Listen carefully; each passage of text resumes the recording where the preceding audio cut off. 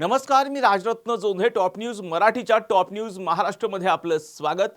बुलेटिनची सुरुवात करूयात एका मोठ्या बातमीनं.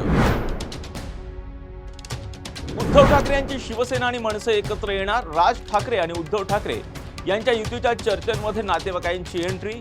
दोन्ही भावांमध्ये नातेवाईकांच्या माध्यमातून संवाद सुरू असल्याची सूत्रांची माहिती. उद्धव आणि राज ठाकरे एकत्र येण्याच्या चर्चेमध्ये जेवढा उतावीपणा दिसतो तेवढा दोन्ही भावांमध्ये नाही. मुख्यमंत्री देवेंद्र फडणवीस यांचा ठाकरे बंधूंना टोला. लोकशाहीमध्ये प्रत्येकाला युती करण्याचा अधिकार. ठाकरे बंधूंमध्ये युती झाल्यावर भूमिका मांडणार. उपमुख्यमंत्री एकनाथ शिंदे यांची प्रतिक्रिया. मुंबई महापालिकेत ठाकरे बंधू एकत्र येण्याच्या चर्चेनं आम्ही घाबरलोय. आम्हाला खूप घाम फुटला. उद्धव आणि राज ठाकरे एकत्र येण्याच्या चर्चेची नितेश राणेंकडून खिल्ली. मंत्री नितेश राणे यांनी जपून बोलावं. आपण महायुतीत आहोत हे विसरू नये. आमदार निलेश राणे यांचा बंधू नितेश राणे यांना सल्ला. लपवण्यासारखं काही नसेल तर माझ्या प्रश्नांची उत्तर द्या. लोकसभा आणि विधानसभा निवडणुकीच्या मतदार याद्या प्रसिद्ध करा. विरोधी पक्षनेते राहुल गांधी यांची मागणी.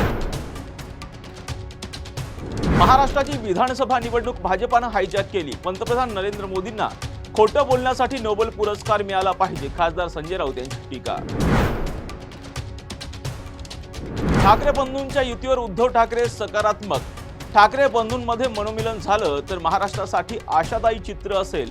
ठाकरे गटाच्या नेत्या किशोरी पेडणेकर यांची प्रतिक्रिया. राहुल गांधींच्या लेखाला फडणवीसांनी लेखानं उत्तर दिलं. मंत्री चंद्रशेखर बावनकुळे यांची प्रतिक्रिया. बीड दहशतमुक्त करण्यासाठी पोलीस अधीक्षकांची मोठी मोहीम. जिल्ह्यातील गुंडगिरी मोडीत काढण्यासाठी 17 मोठ्या कारवाया. साखर कारखान्यांसाठी नवीन कडक नियम. कर्ज थकवल्यास संचालक मंडळ बरखास्त होणार. आषाढी एकादशीपर्यंत ताईदादा एकत्र येऊ शकतात. आमदार अमोल मिटकरी यांची प्रतिक्रिया. बेंगळुरू चेंगराचेंगरी प्रकरणी सरकारकडून मृतांच्या नातेवाईकांना 25 लाखांची मदत जाहीर. कर्नाटक सरकारचा महत्त्वाचा निर्णय. दोन्ही ठाकरे बंधू एकत्र आले पाहिजे. माजी खासदार चंद्रकांत खैरे यांची प्रतिक्रिया. शरद पवार आणि अजित पवार एकत्र आले तर आनंदच होईल. दोन्ही राष्ट्रवादी एकत्र आल्या तर जोमानं काम करू. अण्णा बनसोडे यांची प्रतिक्रिया. मातोश्रीवर ठाकरेंच्या उपनेत्यांची आणि निरीक्षकांची बैठक. उद्धव-राज एकत्र येण्याच्या चर्चांवर बैठकीला विशेष महत्त्व. पक्षाचा निर्णय कार्यकर्त्यांना विश्वासात घेऊन घेतला जाईल. दोन्ही पक्ष एकत्र येण्याच्या चर्चेच्या प्रश्नावर सुप्रिया सुळेंची प्रतिक्रिया. विशाल गडावरील बाबा रेहान मलिक दर्ग्याच्या उरुसाला सुरुवात. बाबा रेहान मलिक दर्ग्याच्या उरुसासाठी प्रशासन अलर्ट मोडवर. पुण्यातील धरणांच्या पाणी पातळीत वाढ. जून महिन्यात पहिल्याच आठवड्यात धरणं भरण्यास सुरुवात. साताऱ्यात 5व्यांदा होणार अखिल भारतीय मराठी साहित्य संमेलन.